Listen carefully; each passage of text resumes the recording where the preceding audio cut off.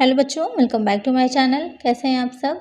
आप लोग के स्टैटिस्टिकल मेथड्स के या बिजनेस स्टैटिस्टिक्स जिसे कहें उसके लेक्चर्स स्टार्ट हो गए थे। फर्स्ट लेक्चर से पहले मैंने डाला था जहाँ पर यह समझाया था आप लोग को कि स्टैटिस्टिक्स की मीनिंग क्या होती है, उसकी डिफिनेशंस क्या होगी, उसके कैरेक्टरिस्टिक्स यानी कि लक्षण या विशेषताएँ क्या होती हैं और उसका नेचर क्या होता है। आज की वीडियो में हम पढ़ेंगे कि सांख्यिकी का क्षेत्र यानी कि स्कोप ऑफ स्टैटिस्टिक्स क्या है, सांख्यिकी के उद्देश्य, कार्य, महत्व क्या है, objectives, functions and importance of statistics, और साथ ही पढ़ेंगे कि सांख्यिकी की सीमाएं क्या है, लिमिटेशन ऑफ स्टैटिस्टिक्स।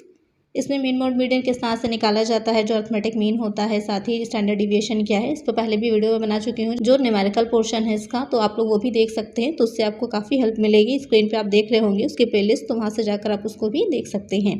तो वीडियो शुरू करने से पहले अगर आपने चैनल को सब्सक्राइब नहीं किया है तो क्या करना है, आपको चैनल को जल्दी से सब्सक्राइब कर लेना है और नोटिफिकेशन बेल को भी ज़रूर ऑन करना है कि जो भी वीडियो मैं डालूँ तो आपको नोटिफिकेशन मिल जाए। और जल्दी से लाइक कर दीजिए वीडियो और अपने फ्रेंड्स के साथ प्लीज़ शेयर ज़रूर कर दिया करिए। आइए स्टार्ट करते हैं। सबसे पहले शुरू करते हैं कि सांख्यिकी का क्षेत्र क्या होता है, स्कोप ऑफ स्टैटिस्टिक्स। तो इसमें जब भी हम क्षेत्र की बात कर रहे हैं, स्कोप की बात कर रहे हैं, तो इसका मतलब ये हो जाएगा कि सांख्यिकी कहाँ कहाँ यूज़ की जाती है, कहाँ कहाँ उसका प्रयोग किया जाता है। तो आज के टाइम में शायद कोई ऐसी जगह हो जहाँ पर सांख्यिकी का स्टैटिस्टिक्स का यूज़ नहीं किया जाता। तो इसको हम तीन तरह से डिवाइड करके समझ सकते हैं। एक हो जाएगा सैद्धांतिक सांख्यिकी यानी कि थ्योरेटिकल स्टैटिस्टिक्स, दूसरा हो जाता है सांख्यिकी रीतियाँ यानी कि स्टैटिस्टिकल मेथड्स, और तीसरा हो जाएगा व्यवहारिक सांख्यिकी यानी कि अप्लाइड स्टैटिस्टिक्स।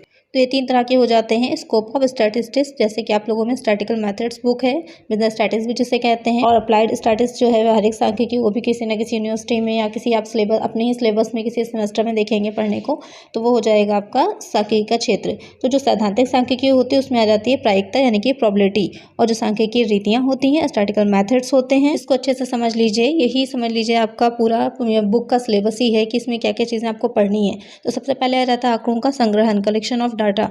जो समंक होते हैं, जो सांख्यिकी होती है, स्टैटिस्टिक्स होती है, वो पूरी तरह से किस पर बेस्ड होती है, जो स्टैटिकल डेटा होता है उसी पर बेस्ड होती है। तो उस डेटा को किस तरह से कलेक्ट किया जाता है, उन आंकड़ों को कैसे संग्रहित किया जाएगा। मैंने पहले ही बताया था आपको कि जो डेटा होता है दो तरह का होगा, एक हो जाता है प्राइमरी, दूसरा हो जाता है सेकेंडरी यानी कि प्राथमिक समंक और द्वितीयक समंक। तो दोनों किस तरह से कलेक्ट किए जाते हैं, उसके क्या मेथड्स होते हैं, वो आप आगे चैप्टर्स में पढ़ेंगे। सेकंड हो जाता है वर्गीकरण यानी कि क्लासिफिकेशन।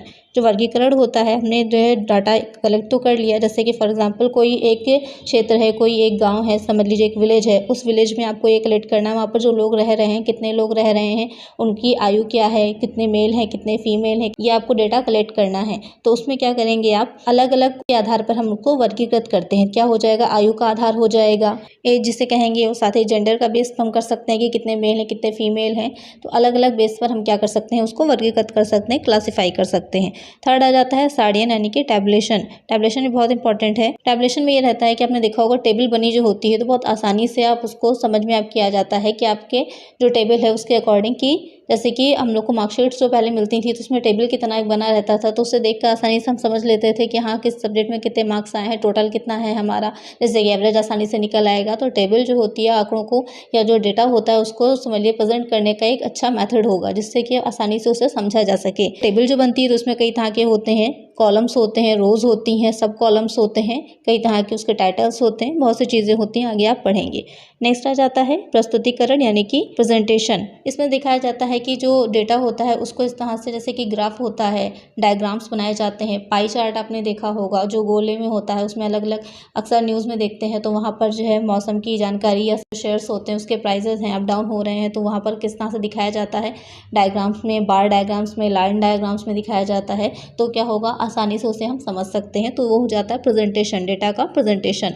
नेक्स्ट आ जाता है एनालिसिस यानी कि विश्लेषण। विश्लेषण हम कैसे करते हैं, जो एवरेज निकालते हैं, जो मीन निकालते हैं, डिस्पर्जन निकालते हैं, स्क्यूनेस निकालते हैं, कोरिलेशन निकालते हैं, ये सारी चीज़ें क्या होती हैं, जो भी डेटा होता है उसका एनालिसिस करती हैं। नेक्स्ट आ जाता है निर्वचन यानी कि इंटरप्रिटेशन। हमने जो समंक थे, जो डेटा था उसको कलेक्ट कर लिया, उसको क्लासीफाई कर लिया, उसके बाद उससे हमने टेबल भी बना ली, फिर हमने उसको प्रेजेंटेशन भी करी अच्छे से, उसका एनालिसिस कर लिया। अब उससे हम क्या निकालेंगे, निष्कर्ष निकालेंगे, किसी निर्णय तक पहुंचेंगे, क्योंकि ये सारा काम किस लिए किया जा रहा है, इसीलिए तो किया जा रहा है कि उससे हम निष्कर्ष निकाल सकें, किसी कंक्लूजन पर पहुंच सकें। तो वहाँ पर आ जाएगा इंटरप्रिटेशन। उसके बाद आ जाता है पूर्वानुमान, फोरकास्टिंग। जिस भी उद्देश्य से, जिस भी पर्पज से ये कार्य किया जा रहा है, तो फ्यूचर में आगे क्या हो सकता है, क्या नहीं हो सकता है, उससे रिलेटेड क्या लगाया जाता है, पूर्वानुमान लगाया जाता है, फोरकास्ट लगाया जाता है। तो इस तरह से ये हो जाएंगे आपके स्टैटिस्टिकल मेथड्स यानी कि सांख्यिकी रीतियाँ। काफ़ी इंपॉर्टेंट है, समझ लीजिए। आपके जो बुक में आगे पढ़ना है तो पूरा वही चीज़ दे रखी है कि क्या क्या चीज़ें आगे आएंगी है। उसके बाद आ जाती है व्यवहारिक सांख्यिकी यानी कि अप्लाइड स्टैटिस्टिक्स। अप्लाइड नाम से ही क्लियर है आपका कि किस तरह से जो भी हमने अभी तक जो स्टैटिस्टिकल मेथड्स थे उससे जो भी निष्कर्ष निकाले थे, कंक्लूजन पर पहुंचे थे हम, उससे हमने फोरकास्ट किया था, उसको कैसे हम एक्शन में लाएं, उसे कैसे अप्लाई करें, वो हमें किसमें पता चलेगा, व्यवहारिक सांख्यिकी में, अप्लाइड स्टैटिस्टिक्स में। तो ये हो जाता है सांख्यिकी का क्षेत्र, स्कोप ऑफ स्टैटिस्टिक्स। तो स्टैटिस्टिक्स के स्कोप को समझने के बाद हम समझते हैं कि उसके ऑब्जेक्टिव्स क्या होते हैं, उसके फंक्शंस क्या होते हैं, या आप इसे इंपॉर्टेंस की तरह भी ले सकते हैं कि अगर पूछा जाए आपका कि ऑब्जेक्टिव क्या है, फंक्शन क्या है, या फिर इंपॉर्टेंस क्या है, तो सभी में आपकी ये हेडिंग्स काम आ जाएंगी।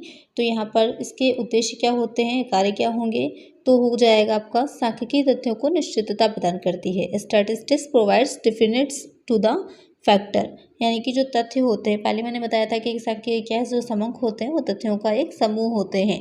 तो स्टैटिस्टिक्स क्या करेगी, जो तथ्य होते हैं उनको निश्चितता प्रदान करती है। जो फैक्ट्स होते हैं उनमें ये चीज़ हमें रहती है कि हाँ वो फैक्ट सही है या गलत है, उसको हम जान पाते हैं स्टैटिस्टिक्स की हेल्प से। नेक्स्ट हो जाएगा सांख्यिकी जटिलता को सरल बनाती है। स्टैटिस्टिक्स सिंप्लीफाइज कॉम्प्लेक्सिटीज, यानी कि जो जटिल तथ्य होते हैं, अगर दो क्लास में आपस में जो मार्क्स आए हैं बच्चों के, आपसे कहा जाए कि कंपैरिजन करिए, तो आप ऐसे अगर कंपैरिजन करने बैठेंगे तो के लिए आसान नहीं होगा। लेकिन अगर आप क्या करें, जैसे इंग्लिश के सब्जेक्ट के आप सारे बच्चों के क्या करिए, मार्क्स को जो है एवरेज निकाल लीजिए, और दूसरे जो क्लास है उसमें भी सारे बच्चों के मार्क्स का एवरेज निकाल लीजिए, तो आपस में आप आसानी से जो है कंपेयर कर पाएंगे कि किस क्लास में बच्चों को ज़्यादा अच्छे मार्क्स मिले हैं। तो सांख्यिकी क्या करती है, जो जटिल समक होते हैं, जो आपका स्टैटिस्टिकल डेटा डिफिकल्ट होता है समझने में, उसको आसान बना देती है। नॉर्मल सी बात है, अगर आपके सामने जैसे चार्ट ही होते हैं, वो चार्ट रख दिया जाए तो आप ज़्यादा उसके बारे में नहीं जान पाएंगे, तब भी आप चार्ट को देख करके जो एग्जैक्ट लाइन्स ही बनी होती हैं, अगर अभी आगे आप पढ़ेंगे जाके उसे, तो आपको पता चलेगा कि वो क्या होता है। बार डायग्राम है, लाइन डायग्राम है, अलग अलग तरह के डायग्राम्स बनाए जाते हैं। तो आगे आप जाकर के पढ़ेंगे, जब आप उसे देखेंगे तो आप खाली देख कर अंदाज़ा ये तो बता सकते हैं ना कि किस वर्ष में जो है प्रॉफिट ज़्यादा हुआ है। अगर किसी कंपनी के प्रॉफिट का अगर आपको दे दिया जाए कोई ग्राफ, तो आप उसमें देख कर ये तो अंदाज़ा लगा ही सकते हैं कि किस वर्ष क्या हुआ है, प्रॉफिट कंपनी को ज़्यादा हुआ है। तो क्या करती है कि आसान बना देती है समझने में। नेक्स्ट हो जाता है सांख्यिकी व्यक्तिगत अनुभव ज्ञान में वृद्धि करती है। Statistics enlarge individual experience and knowledge, आप आसानी से चीज़ों को समझ पाते हैं, जिससे कि आपकी जो नॉलेज होती है वो बढ़ती है और आपके ज्ञान में वृद्धि होगी।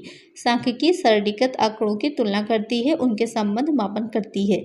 Statistics compares the simplified data and measure their relationship, यानी कि सबसे पहले इसमें यही काम ही होता है कि हम आंकड़े जो होते हैं, जो डेटा होता है उसको कलेक्ट करते हैं, उसके बाद उसको हम अलग अलग, इसमें एक मैंने आपको बताया था पहले कि सजातीयता का, यानी कि एक तरह के आंकड़े होने चाहिए जो भी हैं आपके, ये इसकी क्वालिटी होती है। तो उसी के हिसाब से क्या करेगी, अलग अलग वर्गों में क्लासिफाई कर देती है, जिससे कि उसको हम आसानी से तुलना कर सकें, आपस में वो समझ सकें, उसका मापन कर सकें। नेक्स्ट है सांख्यिकी दूसरे विज्ञानों के नियमों की जांच करती है। Statistics test the laws of other sciences, इसका मतलब ये हो जाता है कि जो बाकी के सब्जेक्ट भी होते हैं वो इससे काफ़ी कनेक्टेड होते हैं। अगर आप इकोनॉमिक्स पढ़ेंगे तो आप देखेंगे वहाँ पर भी स्टैटिस्टिक्स होती है। अगर आप एजुकेशन पढ़ रहे हैं, सोशोलॉजी पढ़ रहे हैं, और भी बहुत से सब्जेक्ट होते हैं, मैथ्स है, वहाँ पर भी आपको स्टैटिस्टिक्स मिलेगी ही। तो जितने भी सब्जेक्ट है ज़्यादा सब में स्टैटिस्टिक्स का रोल है। इसीलिए कहा जाता है कि ये बाकी जो साइंस है या बाकी जो भी सब्जेक्ट हैं उनमें उनके नियमों की जांच करती है। जैसे कि इकोनॉमिक्स की अगर हम बात करें तो उसमें जो लॉ ऑफ डिमांड है, या फिर उसके यूटिलिटी का आपका लॉज है, या जितने भी लॉज हैं उसमें, तो क्या होता है, हम उसको किसी ना किसी तरह से को प्रेजेंट ही तो कर रहे होते हैं। तो प्रेजेंट करने के लिए हमें क्या चाहिए होता है, डेटा ही तो चाहिए होता है। डेटा कहाँ, जहाँ पर भी डेटा की बात होगी वहाँ पर क्या हो जाएगा, सांख्यिकी हो जाएगी, स्टैटिस्टिक्स हो जाएगी। नेक्स्ट आपका पॉइंट है सांख्यिकी नीति निर्माण में पथ प्रदर्शन करती है। Statistics guides in the formation of policies, यानी कि इसकी हेल्प से हम ये अंदाज़ा लगा सकते हैं, जैसे कि अगर किसी वर्ष हमारे लगातार क्या हो रहा है, किसी कंपनी में लॉस होता चला जा रहा है, तो क्यों हो रहा है, क्यों लगातार गिर रहे हैं, इन सारी चीज़ों का हम आसानी से अंदाज़ा लगा सकते हैं, या आपस में कंपेयर करके भी चीज़ों को सॉल्व कर सकते हैं प्रॉब्लम्स को। तो उसमें हमें आगे की पॉलिसीज़ बनाने में आसानी रहती है। नेक्स्ट है सांख्यिकी वर्तमान तथ्यों का अनुमान करती है और भविष्य के लिए पूर्वानुमान करती है। Statistics estimates for the present and forecast for the future, यानी कि जो इसमें आज की चीज़ें हैं उनको हम देखते हैं, समझते हैं, उसके आधार पर, उसके बेस पर हम फ्यूचर में क्या करना चाहिए, क्या नहीं करना चाहिए, उसको डिसाइड करते हैं। फॉर एग्जांपल आपका बजट बनाया जाता है, तो बजट में क्या होता है, वर्तमान में जो चीज़ें हो रही होती हैं उसी के देखकर हम फ्यूचर के लिए ही तो बजट बनाते हैं। जो आंकड़े हैं आज के हमारे, या जिस तरह से हमारा अभी तक का इनकम रही है, एक्सपेंडिचर्स रहे हैं, उसी के बेसिस पर तुम आगे का बजट अपना तैयार करते हैं। तो ये क्या करती है, वर्तमान में तथ्यों का अनुमान करती है और भविष्य के लिए क्या करेगी, पूर्वानुमान लगाती है कि कैसे आसानी से अच्छे रिजल्ट लिए जा सके। तो ये हो जाएंगे आपके सांख्यिकी के उद्देश्य, कार्य, या फिर इसको आप महत्व की तरह भी देख सकते हैं। नेक्स्ट पॉइंट आपका आएगा सांख्यिकी सीमाएं, लिमिटेशंस ऑफ स्टैटिस्टिक्स। तो ये भी काफ़ी इंपॉर्टेंट है कि हमने ये तो पढ़ लिया कि उसका नेचर क्या होता है, उसके कार्य क्या होते हैं, उसकी विशेषताएं क्या हैं, लेकिन अब हम देखते हैं कि सांख्यिकी सीमाएं क्या है। हर सब्जेक्ट जो है उसकी अपनी क्या है, लिमिटेशंस भी होती हैं। तो यहाँ पर जो सांख्यिकी है, स्टैटिस्टिक्स है, उसकी क्या लिमिटेशंस है। तो फर्स्ट हो जाती है आपकी कि सांख्यिकी व्यक्तिगत इकाइयों का अध्ययन नहीं करती। Statistics does not study individual items. तो मैंने पहले ही बताया था, जो समूह होते हैं तथ्यों का समूह होते हैं, ना कि कोई एक अकेली अगर चीज़ की बात की जा रही है तो वो हमारा स्टैटिस्टिकल डेटा कहलाएगा, जबकि एक आपका फैक्ट्स का जो एक समूह होता है वो हो जाता है स्टैटिस्टिकल डेटा। तो ये एक अकेली चीज़ का अध्ययन नहीं करती। जैसे पहले मैंने बताया था कि अगर किसी एक व्यक्ति की इनकम की बात हो रही है तो ये उसका अध्ययन नहीं करेगी, उसे स्टैटिस्टिकल डेटा नहीं माना जाएगा। लेकिन किसी कंपनी में जो लोग काम कर रहे हैं सबकी अगर बात की जा रही है इनकम की, तो वो हमारा स्टैटिस्टिकल डेटा हो जाएगा। नेक्स्ट है सांख्यिकी के परिणाम असत्य सिद्ध हो सकते हैं यदि उनका अध्ययन बिना संदर्भ के किया जाए। स्टैटिस्टिकल रिजल्ट में be misleading if coated without context. यानी कि अगर हम सांख्यिकी जो है उसमें हमें अगर नॉलेज नहीं है कि कैसे मीन मोड मीडियन निकाला जाएगा सही, या हमने मेथड अप्लाई नहीं किया वहाँ पर, आगे आप पढ़ेंगे कि इसके निकालने के भी कई मेथड्स होते हैं, कई सीरीज़ होती हैं कई तरह की। तो अगर हमने सही जगह पर सही फॉर्मूला अपना नहीं अप्लाई किया तो जो भी हम निकाल रहे हैं आंसर वो सही नहीं आएगा। वही चीज़ कहने की है कि अगर आपने सही ढंग से इसका यूज़ नहीं किया तो इसके जो भी रिजल्ट होंगे वो ज़रूरी नहीं है कि वो सही हो, वो असत्य भी, गलत भी हो सकते हैं। इसलिए उसका प्रॉपर आपको नॉलेज होनी चाहिए कि किस तरह से उसे आपको निकालना है। फॉर एग्जाम्पल अगर हम ले कि किसी बिजनेस की अगर हम बात कर रहे हैं कि कोई राम है उसका बिजनेस है, तो उसके बिजनेस में अगर हम 3 वर्षों के प्रॉफिट देख रहे हैं तो फर्स्ट ईयर उसका हुआ 2000 का, सेकेंड ईयर 3000 का, थर्ड ईयर हुआ उसका 4000 का। अब यही हमको बात करें अगर शाम के 3 अगर वर्षों के हम लाभ देखें, प्रॉफिट देखें, तो फर्स्ट ईयर उसका प्रॉफिट हुआ 4000 का, सेकेंड ईयर हुआ 3000 का और थर्ड ईयर हुआ 2000 का। तो अगर हम एवरेज निकालेंगे तो एवरेज कैसे निकलता है, तीनों को ऐड कर लीजिए, ऐड करेंगे तो 4000 प्लस 3000 प्लस 2000 कितना हो जाएगा, 9000। अब इसका एवरेज निकालने के लिए कितने वर्षों का था, 3 इयर्स का था, अपॉन 3 हो जाएगा तो कितना आ जाएगा, 3000।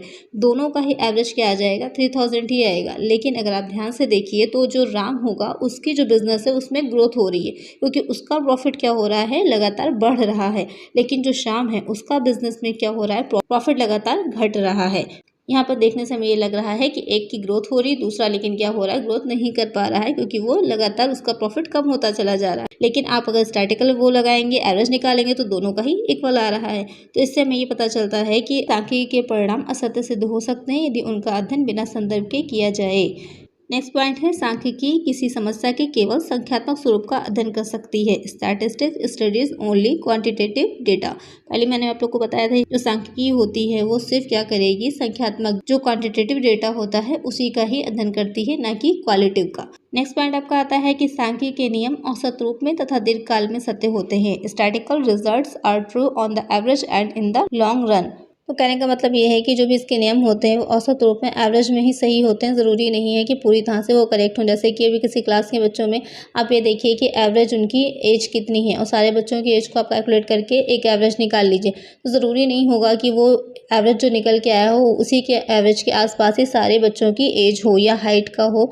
तो ये ज़रूरी नहीं होता है कि जो भी आपका रिजल्ट निकल के आए वो पूरी तरह एक्यूरेट हो। ये माना जाता है कि उसके जो भी आपके एक्चुअल में होगा उसके बहुत ही निकट है, बहुत ही करीब है। नेक्स्ट आपको पॉइंट आता है सांख्यिकीय रीति किसी समस्या के अध्ययन की एकमात्र रीति नहीं है।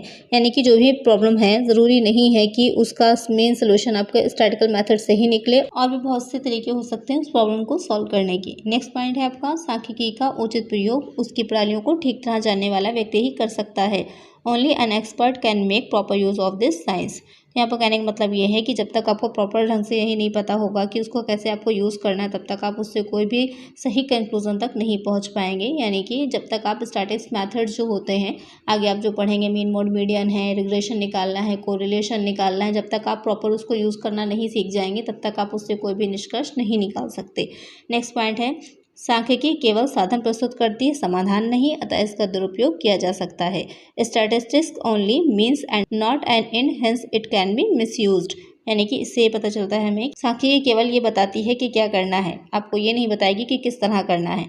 तो इसका आपको सही ढंग से यूज़ करना आना चाहिए, नहीं तो जो भी परिणाम निकलेंगे वो क्या होंगे, पूरी तरह आपके लिए हेल्पफुल नहीं हो पाएंगी।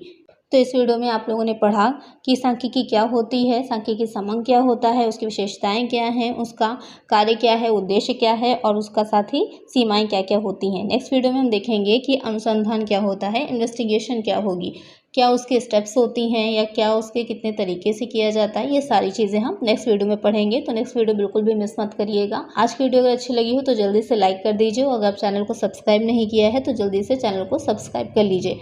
नोटिफिकेशन बेल को भी ज़रूर ऑन कर दीजिएगा और ज़्यादा से ज़्यादा फ्रेंड्स के साथ शेयर कर दीजिएगा वीडियो को। Thank you.